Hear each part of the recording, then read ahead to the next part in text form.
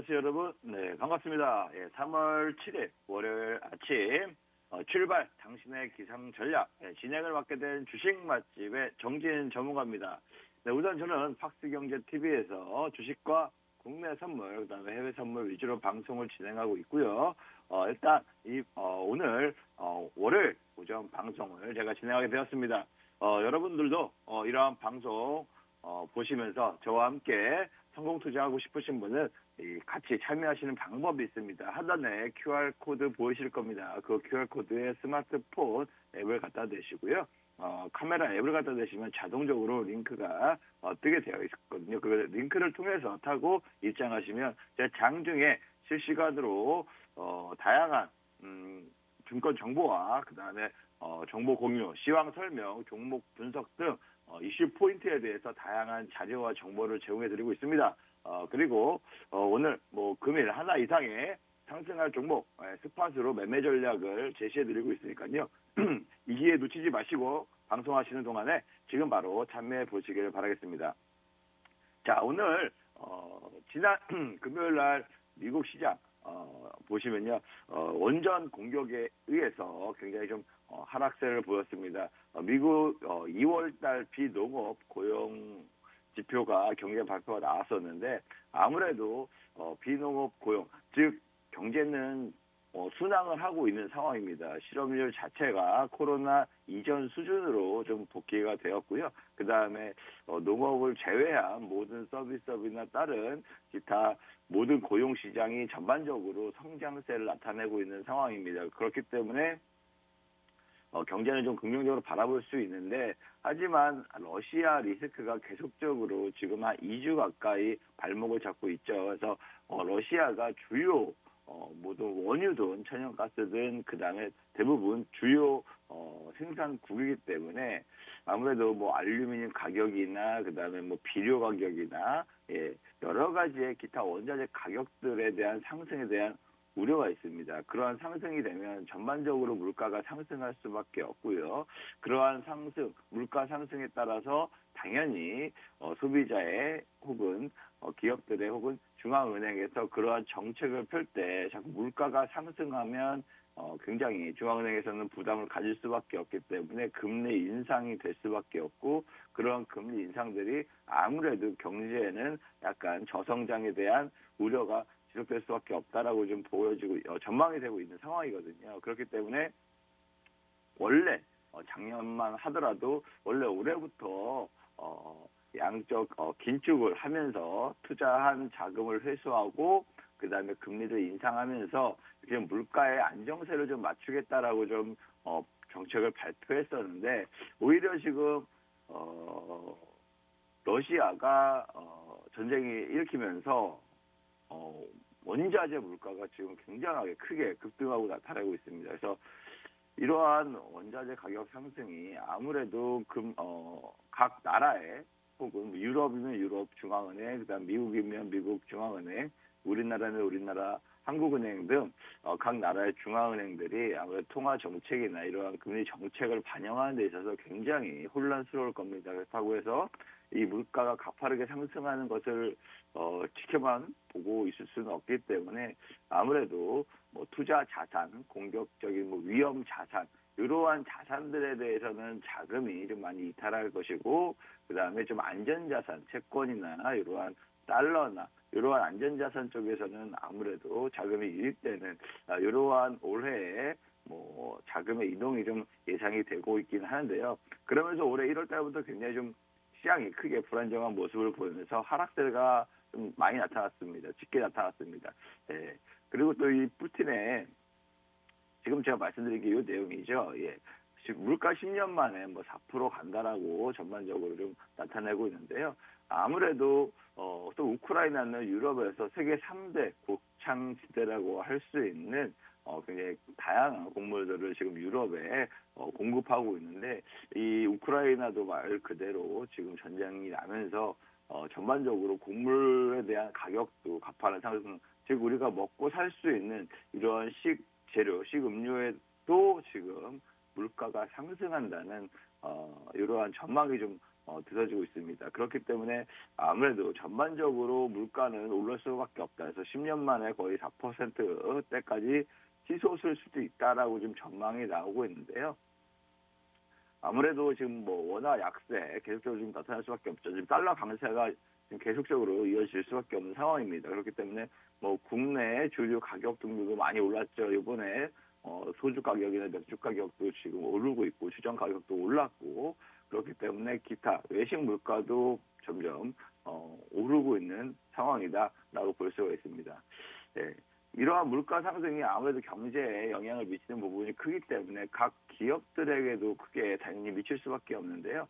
이러한 물가, 즉 기업들의 입장에서는 기본적인 원자재를 산 다음에 그것을 가공해서 판매를 하고 생산해서 판매를 하고 이러한 역할을 하고 있는데 이런 수입하는 원자재, 살 수 있는 원자재 자체가 올라가게 되면 당연히 물건을 만들고 판매하는 가격까지 올라갈 수밖에 없는데 이런 가격 상승에 따라서 또 부담감이 가질 수밖에 없는 게 또 소비자들이 아니겠습니까? 그런 소비자들도 점점점 지갑이 얇아지면 얇아질수록 혹은 저축이나 투자 자산 자체가 줄어들면 줄어들수록 소비들도 줄어들 수밖에 없고요.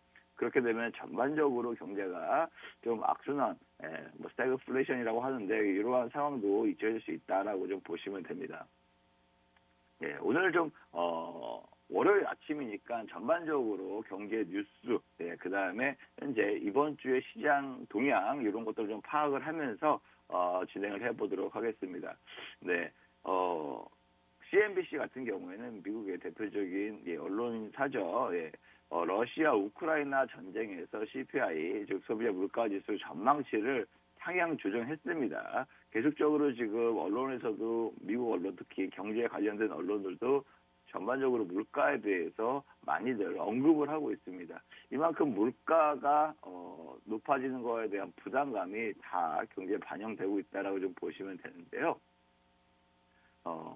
지금 미국도 역시 마찬가지로 물가가 굉장히 지금 가파르게 상승세를 보이고 있고요. CPI 소비자 물가지수 1월달 같은 경우가 82년 이후 거의 최고치, 거의 즉 40년 만에 40년 만에 최고치를 기록할 정도로 굉장히 지금 물가가 크게 상승세를 나타내고 있다.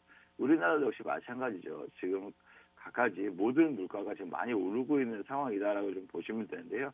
오히려 러시아 우크라이나의 사태가 굉장히 불을 붙이고 있다, 기름을 붓고 있다라고 좀 보시면 됩니다. 이게 뭐 단기적으로 러시아 우크라이나의 전쟁이 끝난다 하더라도 유럽이나 미국에서는 러시아를 제재할 겁니다. 러시아를 제재하기 때문에 경제 제재를 하기 때문에 러시아에서 수출, 수입을 원천 봉쇄하려고 할 거란 말이죠. 이렇게 원천 봉쇄하게 되면 러시아가 전 세계에 에너지, 뭐 천연가스는 천연가스, 원유면 원유 이런 전반적인 에너지원을 생산하는 게 비중이 한 12%에서 14% 가까이 됩니다. 전 세계에서 에너지 자체를 생산하는 게 그만큼 비중이 굉장히 높다라고 좀 보시면 되는데요.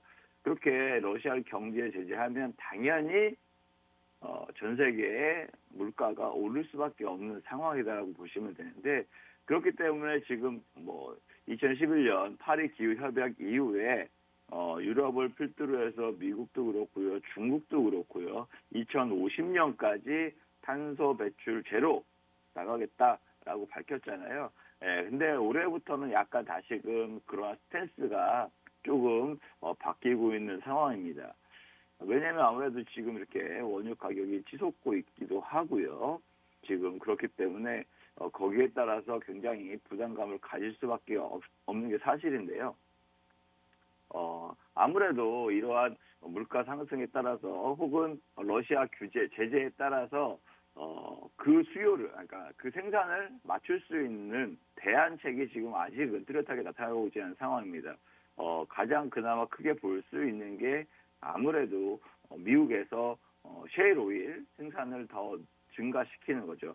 셰일 오일을 증가하면 당연히 이거는 환경에는 좀 안 좋습니다. 셰일 가스를 채취하는 데 있어서 굉장히 이산화탄소가 많이 배출되기 때문에 오히려 그동안에 계속 정책적으로 줄여왔었는데 아마 일시적으로나마 이러한 이산화탄소 배출을 조금 지금 단기적으로 향후 한 5년 정도 늦추더라도 좀 다시 생산을 좀 확대하는 이러한 스탠스로 나가지 않을까라고 좀 보여질 수 있고요. 그 다음에 또 베네수엘라도 역시 마찬가지로 전 세계의 원유를 생산하는데 거의 한 2% 정도 생산량을 할 수 있는 능력을 갖고 있는데 거기가 지금 경제 제재 대상인데도 불구하고 미국이 어저께 베네수엘라하고 협상을 좀 진행한다고 합니다. 얼마큼 또 생산을 늘릴 수 있을 수 있을지 이러한 협상이나 이러한 경제 제재에 대해서 다시금 논의가 진행될 것으로 보여지고 있고요. 또 역시 마찬가지로 이란의 핵 협상도 역시 크게 보일 수가 있습니다.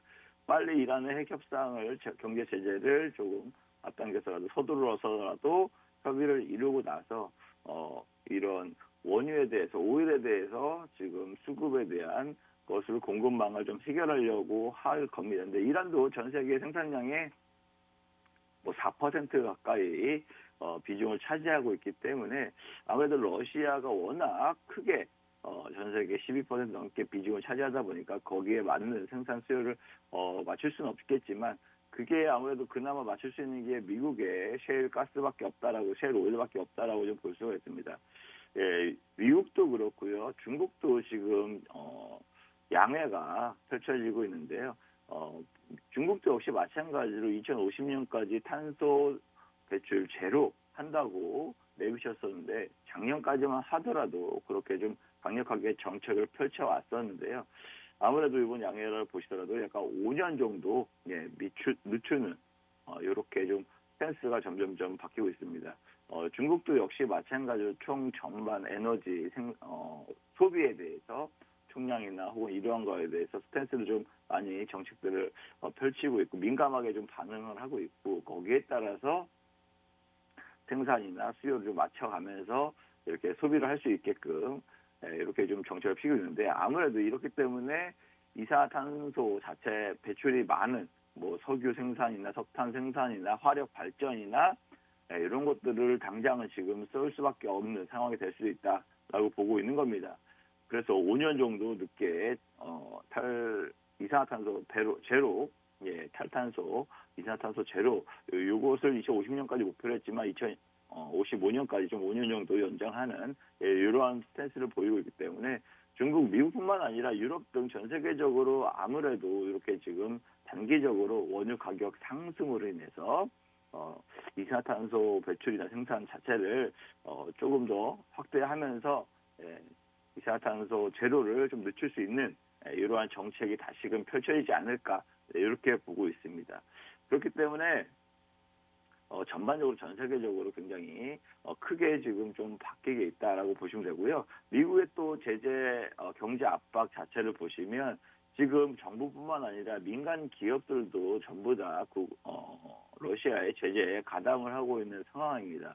뭐 S&P 다우존스 이런 지수들이 있죠. 여기에 러시아 주식 벤치마크를 아예 지수에서 제외한다. 예전에는 뭐 MSCI 지수에 러시아도 신흥국 지수에 편입이 됐기 때문에 거기에 따라서 일정 부분 포트폴리오에서 자금이 유입된 게 있었는데 그것도 좀 제외하면서 신흥국 지수에서 제외하면서 지금 러시아에서 자금이 많이 빠져나가고 있는 모습을 보이고 있고요. S&P 다우존스 지수 역시 마찬가지로 모든 러시아에 관련된 종목들, 러시아 회사들, 뭐 벤치마크까지 모두 제거할 것으로 나타내고 있습니다. 아무래도 러시아가 이렇게 좀 많이 제재를 많이 받으면서 이게 좀 단기적으로만 볼 수는 없는 게 한 10년 이상, 20년도 내다볼 수 있는 게 10년 이상까지 굉장히 자금 유입이나 거래가 경제 제재가 강하게 이루어질 수 있다. 이렇게 좀 볼 수가 있고요. 아무래도 지금 유럽이나 전 세계에서 이렇게 강력하게 러시아를 제재를 하게 된 게 바로 이게 러시아가 핵 전쟁까지 언급을 한 이후부터 모든 민간 기업들까지 뛰어들면서 러시아의 제재를 가담을 하고 있는 상황인데요. 또 지난 금요일이었죠. 러시아가 유럽 최대의 원자력 발전소라고 할 수 있는 우크라이나에 거기 원자력 발전소를 공격함으로써 굉장히 핵 위협에 대해서 방사능 위험에 대해서 유럽이 공포를 좀 느끼고 있어서 아무래도 더욱 적극적으로 우크라이나를 돕고 러시아를 좀 제재를 하지 않을까, 이렇게 좀 보고 있습니다. 유럽도 역시 마찬가지로 유럽이 지금 타격이 제일 크면 제일 컸습니다. 러시아에 수입하는 뭐 에너지원 자체가 거의 40에서 50% 비중, 절대적으로 의존도가 높았죠. 러시아에 대해서 에너지 수입하는데 의존도가 높았는데, 이게 역시 차단을 하고 규제를 하다 보니까 유럽 입장에서도 굉장히 지금 물가 상승에 대한 압력을 받을 수밖에 없고요. 그래서 제가 지난번에 말씀드렸다시피, 매번 제가 톡방에서도 말씀드렸다시피 여기에 대해서 지금 수혜를 볼 수 있는 게 바로 이 조선 선박입니다. 네. 유럽 입장에서는 러시아의 파이프라인을 연결해서 천연가스를 직접적으로 파이프라인 통해서 수입을 해왔는데, 만약 이걸 차단하게 된다, 그럼 당연히 중동 국가에서 이렇게 수입을 해와야 되는 상황이 됩니다. 중동도 여러 국가가 있는데 당연히 여러 국가에서 수입을 다변화할 것인데, 그것을 파이프라인으로 갖기엔 좀 너무 많은 비용이 들기도 하고요. 오히려 액화 수소가스죠, LNG죠. 예, 액화 천연가스를 말 그대로 가스라는 것을 액체로 만들어서 배에다 싣고 수입을 하는, 이러한 수입의 다변화를 이룰 것으로 예상이 되는데, 그렇다 보니까 중동 국가 입장에서는 이런 LNG 선박에 대해서 수주가 굉장히 늘어날 수밖에 없는 상황입니다. 그동안에는 아시아나 혹은 다른 나라에 수출을 많이 했다고 하면 이 물동량 자체를 지금 유럽에도 많이 크게 증가할 수 있는 상황이 되다 보니까 LNG 선박에 대해서 크게 수주할 수 있는, 증설할 수 있는 이러한 상황이 될 수 있고요. 아무래도 전 세계적으로 뭐 이러한 LNG 선에 대해서 기술력이나 뭐 판매 대수나 전 세계 시장 점유율이나 했을 때 거의 2위권 다투고 있는 우리나라 조선 업체들, 여기에 대해서 수혜가 크게 좀 예상이 된다라고 좀 볼 수가 있거든요. 지금 뭐 물류도 대란이 일어나고 있기 때문에 컨테이너 선도 크게 지금 계속적으로 수주가 일어나지 않을까, 이렇게 좀 바라보고 있습니다. 지금 당장 급한 거는 이런 LNG 이런 화물칸이라고 보시면 되는데요. LNG가 말 그대로 액화 천연가스인데 이것을 좀 물류를 할 수 있는 선박 건조가 가장 시급하게 지금 빠르게 진행 중에 있을 것으로 예상이 됩니다. 그렇다 보면 우리나라 입장에서도 크게, 조선사들 입장에서도 크게 지금 긍정적인 전망이 나올 수밖에 없고요. 조선사뿐만 아니라 거기에 조선 기자재에 들어가는 모든 업체들도 굉장히 좀 긍정적으로 실적 전망치를 볼 수가 있습니다. 네, 아무래도 지금 러시아 입장에서 계속적으로 지금 말씀드렸지만 러시아가 침공한 이후부터 뭐 이미 하늘길은 막혔습니다. 우크라이나 러시아 하늘길은 다 지금 막혀 있는 상태고, 하늘길이 막혔다는 얘기는 즉 항공 물류가 거의 막혔다라고 보시면 되고요. 육상 운송도 지금 끊겨지고 있다라고 좀 보고 있습니다. 그렇기 때문에 지금 뭐 여기뿐만 아니라,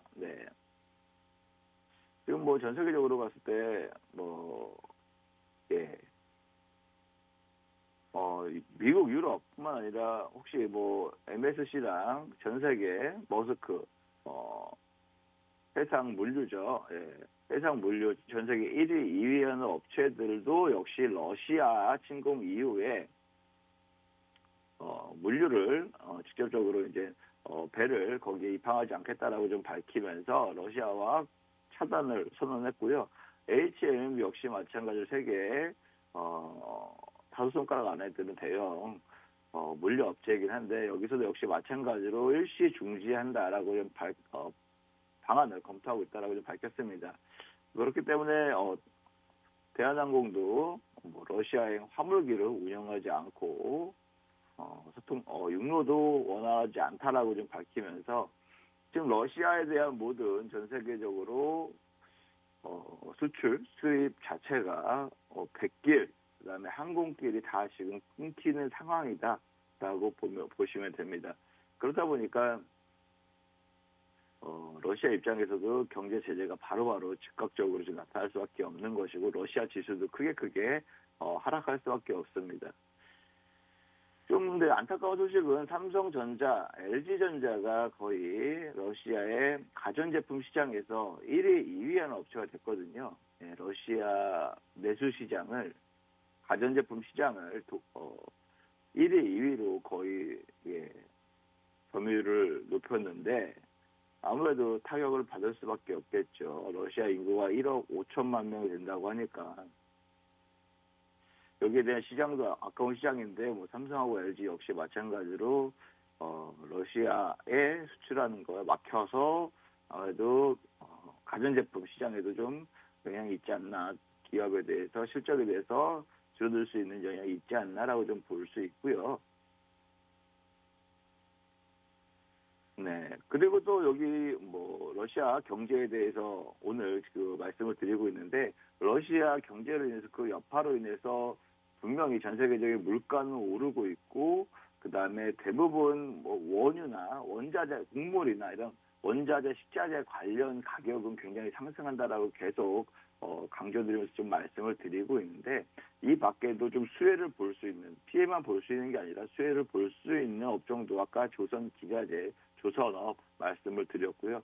또 하나가 더 있는 게 바로 물류, 여기 업체들도 말씀을 드렸고 반대로 지금 전 세계적으로 우리나라도 지금 원유 가격이나 유가 가격들도 지금 크게 요동치고 있는 상황에서 경제적으로 좀 타격이나 혹은 비추하고 있던 유도 전 세계적으로 지금 공급하는 데 있어서 방출하고 있는 상황입니다. 그렇기 때문에 이 모든 면모들을 봤을 때는 전반적으로 경제에는 악영향을 미치고 있는 상황이지만 반대로 또 수혜를 볼 수 있는 업종도 있다라고 보시면 되고요. 그거는 제가 잠시 후 1분 쉬었다가 다시 한번 말씀드리도록 하겠습니다.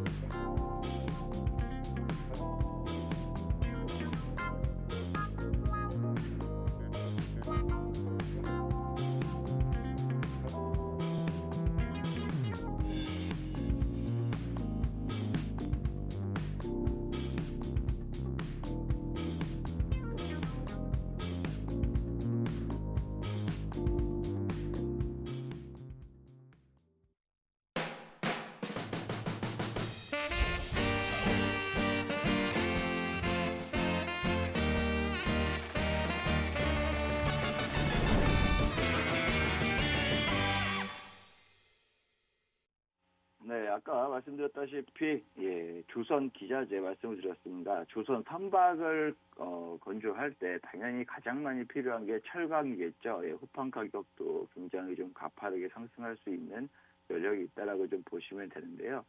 철강도 그만큼 많이 소요가 되고요. 그다음에 원유, 우리나라도 지금 원유를 수입한 다음에 그것을 가공해서 다시 수출하는 이러한 나라이기도 하거든요. 그래서 원유 수출도 상당히 수출에 있어서 상당한 부분을 차지하고 있는데 거기에 따라서 마찬가지로 가격 자체가 좀 이득이 될 수 있다. 반대로 우리나라는 전반적으로 수출 국가이기 때문에 러시아에 대해서 좀 그 경제 제재에 대해서 타격이 있을 수는 있지만 반대로 또 다른 나라 입장에서는 다른 나라, 러시아 말고 다른 나라 경제 제재에 따라서 다른 나라에도 또 수출길이 더 열릴 수 있는 가능성이 있기 때문에 오히려 지금 이게 러시아만의 문제가 아니라 중국이 어떻게 중국하고 러시아하고 또 편먹고 같이 고립될 수 있고요. 전 세계적으로 봤을 때 유럽이나 미국이 중국도 같이 겨냥을 해서 제재를 할 수 있고요. 반대로 또 이렇게 그렇다 보면은 우리나라 입장에서는 굉장히 중국이 저가에 수출을 많이 했던 국가이기 때문에 그거에 대한 반사이익이 크게 볼 수 있는 면모도 있습니다. 하지만 뭐 중국이 당연히 그렇게 무리하게 본인들도 무리하게 하진 않겠죠. 경제 제재를 당하려고 하진 않겠죠. 정말 이렇게 되면 정말 신냉전이 3차 대전이 정말 펼쳐질 정도로 신냉전이 될 수 있다라고 좀 볼 수가 있는데 지금 중국 입장도 지금 굉장히 처음엔 러시아를 굉장히 지지한다라고 얘기했지만 지금 뭐 민간인 폭격이나 이러한 내용들이 나오면서 선 넘었다 이런 식으로 중국도 입장을 밝히면서 지금 어떻게 좀 나갈지는 아직은 좀 지켜봐야 되는 상황이다라고 보시면 되고요. 러시아는 이미 마음을 먹고 경제 제재를 당할 것을 마음 먹고 굉장히 바로 침공을 한 겁니다. 그렇기 때문에 지금 당장 어차피 경제 시작되고 어차피 지금 경제에 크게 악재가 떴는데 여기 와서 포기하지 않을 거라고 좀 보고요. 오히려 지금 우크라이나를 전부 점령을 할 때까지 공격이 좀 계속되지 않을까라고 하고 있습니다. 그나마 좀 주말 사이에 좋은 소식이 있다면 일부 지역에서 휴전 협상이 됐다는 소식이 있습니다. 민간인 탈출할 수 있게끔 휴전 협상이 됐다라고 좀 얘기가 나왔는데 그나마 조금 계속적인 악재 속에서 조그마한 호재로 좀 볼 수는 있긴 하지만 어쨌든 러시아하고 우크라이나하고 대해서 뭐 정치적인 전쟁에 대해서는 끝나지 않고 계속적으로 좀 장기화될 수 있다라고 좀 염두에 볼 수는 있거든요. 아예 무조건 다 침략한 다음에 다 차지한 다음에 끝난다라고 볼 수는 없고 크게 보신다면 아무래도 좀 걸릴 수도 있다 보시면 되고요. 아무래도 뭐 젤렌스키 우크라이나 대통령이죠. 바이든하고 통화하면서 우크라이나 안보 테러 제재 여기를 추가적으로 지원해달라고 계속적으로 요구하고 있는 상황이고 IMF 국제통화기구 역시 마찬가지로 우크라이나를 침공한 러시아의 제재에 세계 경제가 조금 심각하게 충격을 받을 수밖에 없다라고 좀 우려를 표하고 있고 중국도 지금 석탄 공급 지금 원래 호주에서 석탄을 많이 수입해 왔었는데 호주랑 굉장히 크게 틀어졌죠. 중국이 재작년에 굉장히 크게 틀어지면서 호주에선 중국에서는 석탄 수급에 대해서 굉장히 크게 차질을 빚고 있는 상황입니다. 그래서 러시아에 대해서 의존도를 높여왔는데 러시아에서 아무래도 공급 비중이 좀 늘어날 수 있겠지만 또 전 세계적으로 제재를 가하는데 중국이 제재를 가하지 않거나 혹은 수입을 확대한다 그러면 중국도 다 같이 고려될 수 있는 여력이 있다라고 보시면 됩니다. 지금 중국 양에서도 또 올해 경제 성장률을 5.5% 안팎으로 지금 제시를 했습니다. 예전에 뭐 7% 이렇게 좀 제시했던 거에 대비해서 경제 성장 자체를 조금 성장률을 둔화하는 이러한 발표를 했고요. 무디스 역시 마찬가지로 지금 러시아 신용등급은 CA로 또 깎아내렸어요. 예전에 BBB에서 B 플러스를 3단계로 낮췄다가 또 이번에 CA로 또 추가적으로 하락하면서 신용 자체 거의 디폴트 직전까지 갈 수 있다. 라고 소식을 전했습니다. 이런 식으로 해서 지금 러시아 경제 제재에 대해서 전반적으로 얘기가 나오고 있고 우리나라 입장도 역시 마찬가지입니다. 제재에 하나 둘씩 참여하고 있는 모습을 보이고 있는데요.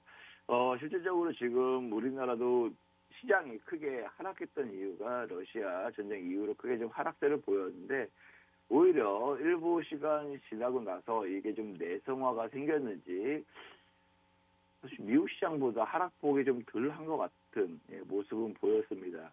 아무래도 그동안 1월달에 너무 큰 폭에 1월달에 하락폭이 코스피가 15%나 빠졌고요. 코스닥은 20% 가까이 빠졌기 때문에 이미 선 반영된 모습을 많이 보였다라고 좀 볼 수 있고요.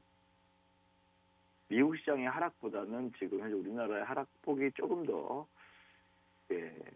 좀 적은 것 같습니다. 이것처럼 1월달처럼 크게 빠지면 당연히 큰일 날 것처럼 많이 됐는데 그것보다 좀 덜 빠진 것 같고요. 오늘 지금 현재 9시 시장이 개장이 됐는데 마이너스 1% 넘게 하락 출발을 보이고 있습니다. 코스피 역시 마찬가지로 1.5% 갭 하락 출발하면서 1.5% 하락세를 출발했고요. 코스닥도 역시 마찬가지로 1.4% 하락 출발을 보였습니다. 아무래도 러시아에 대해서 우려가 좀 지속되고 있고요. 원전 공격한 게 좀 더 크게 작용하는 모습을 보이고 있습니다. 유럽도 그렇고요. 원자력까지 공격을 한다면 전 세계에 또 유럽의 경제적인 타격이 크게 질 수가 있고요. 이거는 좀 인간적으로 국제 헌법재판소나 뭐 이런 데 봤을 때 전쟁 범죄, 범죄죠, 범죄. 이거는 정치적인 싸움이 아니라 범죄까지 갈 수 있는 상황이기 때문에 크게 지금 유럽 쪽에서는 노하고 있는 상황이고요. 극대노한 상황이고, 오늘 뭐 시장 자체를 보면은 전반적으로 원자재 가격이나 비료 관련주, 비료 관련주라고 하시면 뭐 미래생명자원 있죠. 네, 비료 관련주 이렇게 좀 미래생명자원 이렇게 좀 볼 수 있고요. 현재 시장 보시면 지금 거의 뭐 상승하는 종목들이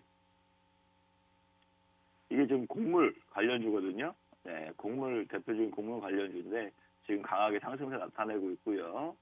마찬가지로 또 아시아 종묘도 비료 관련주,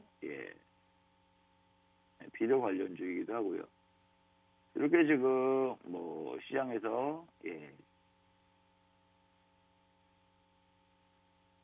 오늘은 시장이 크게 하락하다 보니까 거의 레버리지 펀드나 원자재 펀드 이러한 것들이 강하게 상승세가 있는데, 대성에너지도 지금 뭐 천연가스 관련주로서 분류가 됐죠. 천연가스 관련주. 대러시아 관련주입니다. 한일사료도 역시 사료 관련주, 비료 관련주. 네. 천연가스 가격도 지금 니켈 가격, 대부분 가스공사도 천연가스 관련주. 러시아와 관련된 관련주들, SO일도 마찬가지고요. CCC도 마찬가지로 철판 관련주, 한창도 효성 OMB도 비료, 사료 관련주인데요. 지금 철강, 천연가스, 비료, 곡물 관련주들 주로 현재 지금 시장에서 강세를 보이고 있는 게 지금 뭐 러시아 관련주죠. 러시아 관련주라고 하면 뭐 곡물, 천연가스죠. 그다음에 곡물, 비료, 사료. 그다음에 천연가스, 그다음에 원유. 이렇게 지금 이런 것들을 수입하는 업체들 있죠. 실질적으로 수혜는 단기적으로 봤을 때는 있을 수 있어요. 왜냐하면 작년에 혹은 뭐 3개월 전에 이러한 물건들을 수입했을 거 아닙니까? 예를 들어서 A라는 회사가 이런 거 러시아에서 이렇게 수입을 해왔을 겁니다. 뭐 3개월 전이나, 러시아가 아니라 뭐 이런 것 같은 경우에는 중동에서도 수입을 해올 수 있고요. 뭐 우크라이나나 여러 기타 나라에서 3개월 전 혹은 1년 전에, 뭐 6개월 전에 뭐 수입했다고 가정을 해봅시다. 가정을 수입을 해왔는데 당연히 이 재고로 쌓아놨겠죠. 그렇죠. 창고에다가 재고로 쌓아놨을 겁니다. 그렇죠. 그리고 이것을 가공한 이후에 수입하고 나서 가공하고 나서 그 다음에 생산이죠. 이게 생산. 완제품으로 만들고 나서 판매를 할 건데, 이게 가공하고 생산할 동안에 당연히 창고에 쌓여 있겠죠. 이 창고에 쌓여 있는데 이 가격이, 원자재 가격이 상승하니까 당연히 창고에 쌓아놨던 이런 재고들도 가격이 상승하는 겁니다. 그래서 재고 자산 가치 상승, 이게 정말 말 그대로 꽁돈 버는 거죠. 앉아서 꽁돈 번 거죠. 판매까지 하면 판매 가격도 당연히 올릴 수밖에 없다라고 보시면 됩니다. 쉽게 얘기해서 뭐 소주를 보시겠습니다. 주정이 소주를 만드는 원자재라고 치면 주정 가격이 올랐으면 주정 이후에 소주 가격도 인상을 했고요. 그렇죠? 또 밀 가격이 올랐으면 당연히 맥주 가격도 올랐고요. 그렇죠? 소비자 가격도 전반적으로 올랐고요. 이렇게 지금 실질적으로는 얘네들이 수입하는 데 있어서 당연히 지금 가격이 비싸질 수 있습니다. 지금 수입하는 얘네가 또 만들려면 또 수입을 해야겠죠. 예, 그러려면 지금 당장의 가격은 부담될 수 있지만 어쨌든 이렇게 좀 비싸게 산 만큼 판매도 비싸게 할 수밖에 없으니까 이거는 이거대로 상세가 된다고 가정을 하는데 이 재고 자산으로 쌓여 있는 것들이 계속적으로 치솟게 가격이 상승하면 그만큼 회사는 크게 돈 벌 수 있는 구조이기 때문에 단기적으로 올해만 보더라도 혹은 1분기, 2분기만 보더라도 이렇게 이 사업을 하고 있는 이 사업을 하고 있는 업체들은 당연히 실적이 크게 오를 수밖에 없다. 실적이 올랐다는 얘기는 실적이 증가는 당연히 주식 가격 상승을 유지할 수 있겠죠. 실적 증가가. 그렇기 때문에 천연가스, 재고자산 같이 상승할 수 있는 곡물 가격, 비료 가격, 타료 가격 다 마찬가지고 석유, 원유 이런 가격도 다 마찬가지로 지금 원재 가격 상승에 따라서 실적이 증가되고 거기에 따라서 주식 가격도 상승할 수 있는 여력이 있다라고 보여지기 때문에 이와 된 관련주들 테마를 형성하겠죠. 이러한 관련주들도 계속적으로 오르고 있다. 그래서 이거와 관련된 관련주들이 GSE 이거 역시 마찬가지로 경남 지방에서 유통업을 하고 있는 가스 유통업을 하고 있는 업체고요. 대성에너지 역시 마찬가지로 가스 유통을 하고 있는 업체고요. 한국가스공사 이런 업체들이 대표적으로 관련주로서 시장에서 좀 부각이 됐다라고 보시면 됩니다. 중앙에너지는 거의 원유 가격으로 가는 거죠. 중앙에너지 그다음에 한국석유, 이런 흥부석유 이렇게 원유를 수출하는 업체들 역시 마찬가지, 유통하는 업체들 역시 마찬가지로 크게 대형주로서는 SOL이 있죠. SOL이 대표적으로 SK 케미칼도 있고요. 이렇게 좀 원유 관련주로서 시장에서 급등세, SK, SOL, 그다음에 GS 칼텍스 등 3사, 우리나라 3대 정유사라고 하는데 실적이 정말 역대급 최대치로 나온다. 지금 올해 1분기만 보더라도 지금 최대치를 찍고 있습니다. 거의 2008년도에 유가가 145달러까지 올라간 적이 있었거든요. 그러고 나서 금융위기가 터졌습니다. 아무래도 유가가 지금 현재 100달러를 넘어선 상태고요. 120달러도 지금 갈 것으로 지금 전망치를 내다보는 시장 전문가들이 많이 있습니다. 그렇기 때문에 원유 가격 상승은 당분간 좀 지속될 것으로 좀 보여지고 있고, 이렇게 원유 가격 상승에 이런 정유사들, 3대 정유사 SK, SOL, 그다음에 GS 칼텍스 이렇게 정유사들의 실적이 크게 증가할 것으로 보여지고 있고요. 아무래도 이런 대형주들은 한꺼번에 상한가가 이렇게 가지는 않고 야금야금 상승세를 나타내는 이러한 모습을 보이고 있거든요.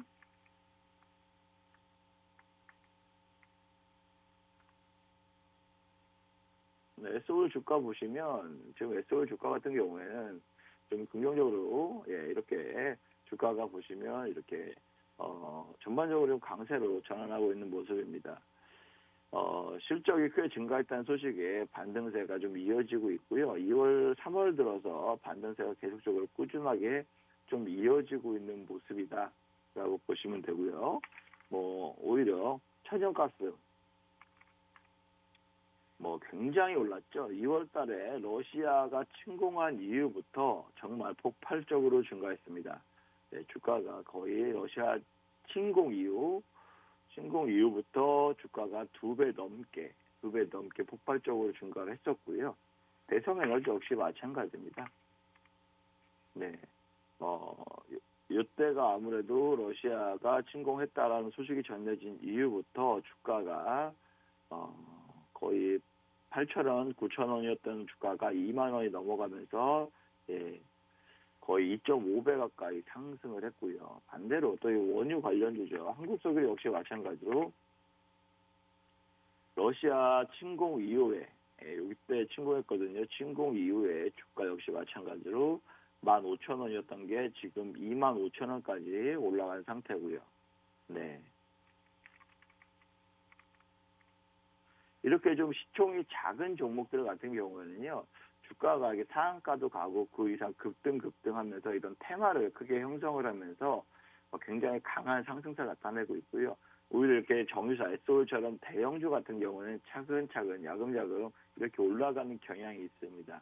네, 그렇기 때문에 제가 거의 아무래도 우리 회원님들한테 혹은 우리 시청자 여러분들한테 중간중간에 스팟으로 좀 종목에 대해서 매매 전략을 좀 제시해 드리고 있는데, 그 매매 전략을 좀 제시해 드리는 같은 경우에는 좀 약간 이렇게 좀 중소형주 위주로 공략을 해 드리고 있기 때문에 좀 강한 상승세를 나타낼 수 있는 이러한 종목들 위주로 공략을 해 드린다라고 좀 말씀드리고 싶고요.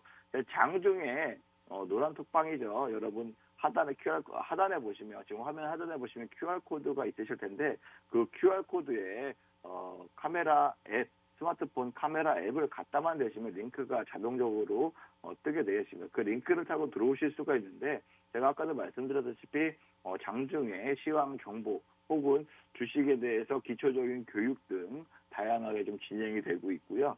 장중에 오늘처럼 시장이 크게 하락하면 왜 하락하는지, 혹은 이러한 시장에서 어떻게 대비를 해야 되고 어떻게 대응 전략, 투자 전략을 세워야 되는지에 대해서 제가 말씀을 드리고 있습니다. 그리고 나서 혹은 반등 시장이나 지금 오늘 같은 시장에서는 어떠한 종목을 공략하는 게 단기적으로 상승할 수 있는 여력이 있다. 그렇게 좀 말씀을 드리고 있는데요. 그러면서 단기적으로 수익을 짧게 단기 수익할 수 있게끔 공략주를 매매 전략을 좀 제시를 하고 있기 때문에 많은 분들이 참여하시고 노란 톡방으로 참여하시고 많이들 투자 판단하시는데 도움을 얻고 계시니까요. 지금 시청하고 계신 시청자 여러분들도 지금 방송 끝나기 전에 입장하실 수가 있고요. 방송이 종료된 이후에는 입장할 수가 없습니다. 네, 그렇기 때문에 그 점 양해해 주시고 참고하셔서 지금 바로 입장해 주시면 감사하도록 하겠습니다. 네, 아무래도 오늘 시장 자체가 굉장히 좀 하락 출발을 보였고요.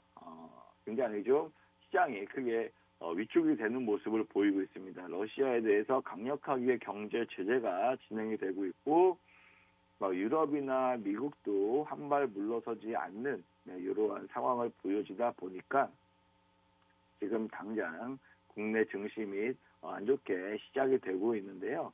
오늘뿐만 아니라 아무래도 당분간은 좀 이렇게 하루 안 좋았고 하루 좋고 이렇게 나타날 수 있습니다. 그래서 이러한 횡보세가 유지가 될 수는 있지만 오히려 이러한 여파로 다음 주에 오히려 FOMC 회의가 있잖아요. 예. 아무래도 연준 파월 의장이 금리 인상을 25bp 얘기를 한다고 발표하지 않고 가능성이 있다고 얘기했습니다. 하지만 시장에서 3월달에 50bp 인상하는 걸로 알고 있었거든요. 네. 내가 우려했던 것보다 덜 금리 인상을 올리네? 이러면 오히려 시장이 악재에서 호재로 좀 변경되는 이러한 재료가 되거든요. 이런 것처럼 계속적으로 굉장히 주식시장에는 변수가 많고 다양하게 실시간적으로 거기에 맞게끔 대응 전략을 다르게 세워야 됩니다. 이러한 다른 대응 전략들을 세우면서 매매를 할 수 있도록 주식 투자를 하는데 투자 판단하시는데 도움이 될 수 있도록 많은 정보를 제공하고 있으니까요. 하단에 QR코드 보이시면 거기에 카메라 앱을 켜시고 입장하시면 감사드리도록 하겠습니다. 그리고 아까 천연가스 관련주, 원유 관련주 말씀드렸죠. 그 다음에 또 중요한 곡물 관련주 같은 경우에는요. 곡물 관련주 대표적으로 좀 너무 이게 중소형 종목이다 보니까 말씀드리기가 조금 어려운데, 미래생명 자원이 있고요. 그 다음에 조비, 그 다음에 아시아 종묘, 효성 OMB 이런 게 대표적으로 곡물, 비료, 사료 관련주입니다. 또 한일 사료 이런 사료 관련주 있죠. 이런 게 대부분 시장에서 테마의 성향을 짚고 굉장히 강한 상승세를 나타내는 종목 중에 하나입니다. 미래생명자원 같은 경우에도 지금 러시아 이게 뭐 한창 그때 예전부터였죠. 1월 달부터였죠. 러시아 우크라이나 계속적으로 공방이 있을 때부터 강한 상승세가 나타냈고요. 러시아가 침공한 이후부터는 주가가 거의 2배 가까이 한 80% 넘게 상승세를 보였습니다. 대표적인 곡물 테마이기 때문에 곡물과 관련된 관련주로서 강한 상승세가 나왔고요.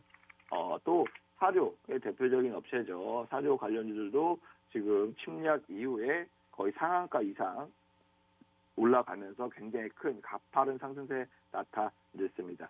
이렇게 현재 시장 자체는 전반적으로 러시아와 관련된 러시아 반대로 러시아 수혜주로 볼 수 있는 러시아 관련주로 통신으로 테마가 형성된 이 분류의 테마가 지금 현재 강세를 보이고 있는데요. 실질적으로 테마로서 올라가는 모습도 있지만 아까 말씀드렸다시피 수혜를 볼 수 있는 업종도 있어요. 수혜 업종. 그게 아까 말씀드렸다시피 조선, 선박이죠. 이 업종이죠. 배를 건조하는, 그렇기 때문에 뭐 조선 기자재, 여기에 들어가는 업체도 있죠. 뭐 한국카본 있고요. 그 다음에 뭐 SX 엔진, 그다음에 뭐 각각 중공업 있죠. 네, 뭐 현대중공업, 뭐 삼성중공업, 이게 좀 대형주 대표적으로 뭐 이런 큰 업체들이 주가 상승률이 굉장히 좀 강하게 나오고 있고, 조선업이 우리가 거의 2008년 이후에 계속 하락했습니다. 거의 14년, 15년 내내 하락세를 보였던 게 조선업이었습니다. 전 세계 1위를 했던 조선 산업이, 한국의 조선업이 전 세계 1위였잖아요. 근데 2008년 이후에 계속 하락 곡선을 맞았고요. 굉장한 경영난을 겪었고 힘들어했습니다. 하지만 지금 최근 들어서 다시 반등세 혹은 수주가 물밀듯이 몰려올 수 있는 이런 또 기저 효과도 볼 수가 있다는 점 참고해 주시고요. 이러한 조선이 당연히 수주가 되면 될수록 당연히 수혜 볼 수 있는 게 철강이죠. 네, 조선에 선박 건조하는데 다 후판으로 다 하니까 이렇게 철강 가격도 물론 오릅니다. 원자재 가격이 오르니까 오를 수밖에 없어요. 철강 만들 때 당연히 엄청난 열로 가야 되기 때문에 이 열을 가하는 게 엄청난 또 에너지 소모가 되기 때문에 당연히 원자재 가격 상승에 철강 가격 상승할 수밖에 없고 조선 가격 상승할 수밖에 없고 다 상승할 수밖에 없습니다. 거기에 따라서 다 이렇게 수혜로 볼 수 있으니까요. 요즘 참고하시고 이러한 종목을 제가 장중에 공략해 드리도록 하겠습니다. 오늘 3월 7일 이렇게 출발 당신의 기상 전략에서 진행을 맡았는데요. 많이 시청해 주셔서 진심으로 감사드리고요. 장중에 제가 다시 한번 인사드리도록 하겠습니다. 이상 방송을 마치도록 하겠습니다. 감사합니다.